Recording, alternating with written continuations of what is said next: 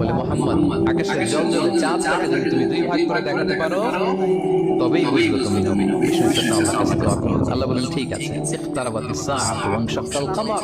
আমরা যদি শুধু কোরআনের উপর ঈমান আনি হবে, তার আগে যত কিতাব, আসমানি কিতাব নাজিল হয়েছে এগুলোর উপর ঈমান আনার দরকার আছে না নাই? বলেন বলেন।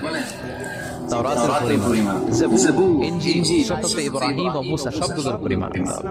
আসসালামু আলাইকুম ওয়া রাহমাতুল্লাহি তাআলা ওয়া বারাকাতুহু। رسلا مبشرين ومنذرين لئلا يكون للناس على الله حجة بعد الرسل وكان الله عزيزا حكيما صدق الله العظيم।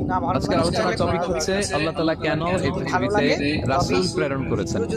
রাসূল প্রেরণের উদ্দেশ্য কি, নবী রাসূলদের পরিচয় এবং তাদের বৈশিষ্ট্য, এগুলো নিয়ে আমি আজকে আলোচনা করব এবং নবী রাসূলদের জীবনী থেকে আমাদের আসলে শিক্ষা কি, লেসনটা কি, কি লেসন আমরা নিতে পারি, এই টপিকটা নিয়ে